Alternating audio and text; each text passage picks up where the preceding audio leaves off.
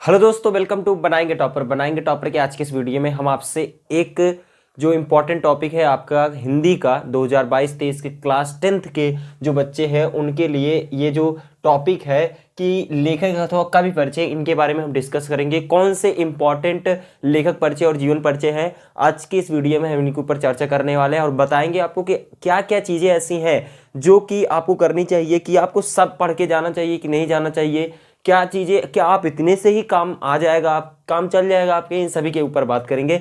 चलिए आज की इस वीडियो की शुरुआत करते हैं। हे गाइस, मेरा नाम अर्पित है। आज की इस वीडियो की शुरुआत करते हैं। चैनल पर नए हो तो सब्सक्राइब कर लेना, क्योंकि थोड़ा यार आपके ऊपर कंटेंट आती रहती है तो आप भी यार थोड़ा सा सपोर्ट दिखाओगे तभी तो मजा आएगा। चलिए बात करते हैं कि लेखक परिचय की बात करते हैं। तो लेखक परिचय सबसे पहले बात कर लेते हैं कि लेखक अथवा जीवन परिचय कितने मार्क्स के आते हैं। कुल मार्क्स के आते हैं आपके 5 मार्क्स के आते हैं। आप 3 जो है इनके जीवन परिचय के बारे में आप लिखते हैं और 2 नंबर आपके किन्हीं एक रचनाओं का, प्रमुख रचना का नाम लिखना होता है। 1 2 आप जितने भी याद हो आप लिख दोगे तो आपके अच्छी खासे नंबर यहाँ पर बन जाते हैं। सेम यहाँ पर भी होता है, 3+2 का होता है, आपको 5 नंबर मिल जाते हैं। चलिए आगे बढ़ते हैं।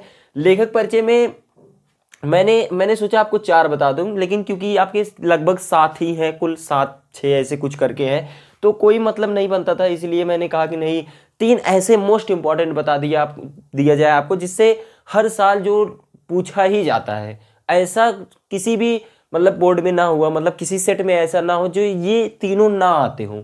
ये 7 सेट बनते हैं आपके ना, 7 के 7 सेट में इसमें कोई ना कोई जरूर रहते हैं, इन तीनों में से कोई ना कोई जरूर रहते हैं, तो इसीलिए ये आपके मोस्ट इंपॉर्टेंट है। पहला है जयशंकर प्रसाद, दूसरा है आचार्य रामचंद्र शुक्ल, तीसरा है डॉक्टर राजेंद्र प्रसाद। ये तीनों चैप्टर्स के जो लेखक जो परिचय हैं, इनके चैप्टर्स के जो लेखक के जो परिचय हैं, इनको आपको तैयार कर लेना है। लेखक परिचय के लिए आपके 5 नंबर कहीं पर भी नहीं गए हैं, ये मेरी गारंटी है, 100% गारंटी है मेरी कि आपके जो है यहाँ पर कहीं पर भी नंबर आपके यहाँ पर नहीं गए हैं। सेम यही चीज आते हैं सूरदास के लिए, कभी परिचय में सूरदास हो गए, महादेव वर्मा हो गई, सुमित्रानंद पंत हो गए और तुलसीदास जी हो गए। इनका भी आप समझ लो जितने भी सेट बनते हैं सभी सेट में कोई ना कोई जरूर रहता ही रहता है। अब इतना आप मानकर चलो कि सब चीजें आपके लिए हैं, सारी चीजें आप कर ले जाओगे अगर इतना चीजें आप पढ़ करके जाते हो, ठीक है ना। अब बात कर लेते हैं कि क्या इन्हीं में से आ जाता है, क्या हमें एक्सेसरी चीज़ें पढ़ के इसके एक्स्ट्रा चीज़ें पढ़कर जानी चाहिए कि नहीं जानी चाहिए। जैसे इसमें कुल 7 चैप्टर्स होते हैं, हम 3 करके चले गए, उसके अदर से आ गया तो क्या होगा, ठीक है ना। अब मैं बता दूं आपको, आएगा ही नहीं। सबसे पहली बात, आपको इन्हीं में से कोई ना कोई जरूर मिल जाएगा। मान लो इनकेस आ भी जाता है, ठीक है ना, ध्यान से बात को समझना। मान लो इनकेस आ भी गया, आ गया तो कोई भी तरीके से घबराना नहीं है, ठीक है ना। आपको बेहतर जो भी इनमें से आता है आप लिख देना। अगर मान लो, और एक और चीज बताता हूं, अब बात करें बुक्स की, जैसे कवि परिचय और लेखक परिचय में दोनों में ही आपके लगभग 7 से या 7-8 चैप्टर होंगे इसमें, और लगभग 7 से 8 चैप्टर या 9 चैप्टर लगभग मिलाकर के इसमें से हैं। क्या कोई जरूरी इसके अंदर से ही आ जाए?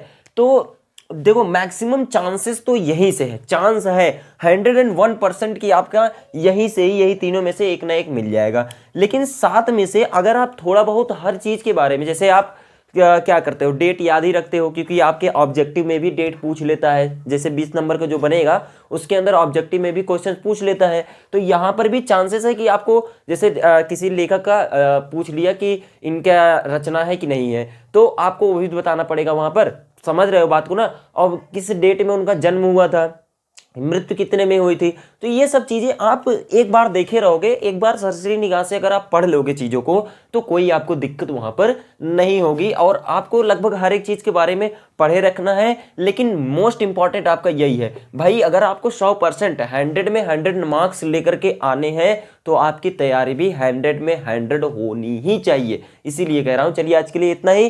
Thank you, have a nice day. बहुत से बच्चे कहते थे कि जो है कहते नहीं थे, मुझे खुद लग रहा था कि जो वीडियोस की लेंथ होती है बहुत ज़्यादा बढ़ जाती है, इंफॉर्मेशन छोटी सी होती है लेकिन बढ़ा देते हैं, तो इसीलिए मैं किसको ही मुझे बता रहा था, ठीक है ना। तो इसीलिए मैं अब छोटे छोटे वीडियोस बनाऊंगा। चलिए आज के लिए इतना ही। Thank you, have a nice day. वंदे मातरम, जय हिंद।